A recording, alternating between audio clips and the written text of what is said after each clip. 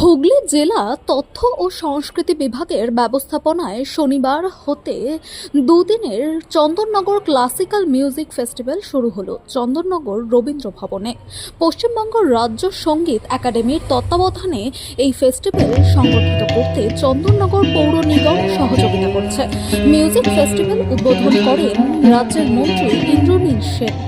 উদ্বোধন অনুষ্ঠানে চন্দননগর মেয়র রাম চক্রবর্তী, রাজ্য সঙ্গীত একাডেমির দেবজ্যোতি ঘোষ, জেলা তথ্য আধিকারিক প্রবাল বসাক সহ বিশিষ্টজনেরা উপস্থিত ছিলেন। দুদিনের এই উৎসবে 14 জন গুণী শাস্ত্রীয় সঙ্গীত শিল্পী যোগদান করে সঙ্গীত ফেস্টিভ্যালের মিলন ক্ষেত্র করে তুলবে।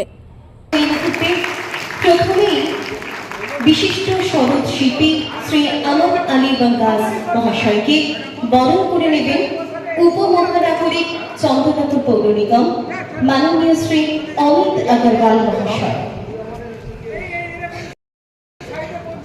এই মুহূর্তে আমরা বরণ করে নিচ্ছি বিশিষ্ট সঙ্গীত শিল্পী শ্রী আমন আলী বাঙ্গাস।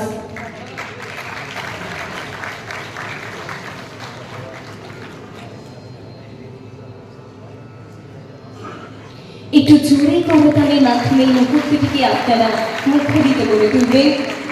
আমাদের কাছে গৌরবান্বিত এই মুহূর্ত এবং প্রাপ্তির এই ক্ষণ। এরপরে মাননীয় শ্রী অনুব্রত চট্টোপাধ্যায় মহাশয়কে বরণ করে নিচ্ছেন আমাদের হুগলি জেলা তথ্য ও সংস্কৃতি আধিকারিক মাননীয় শ্রী প্রবাল বসাক মহাশয়।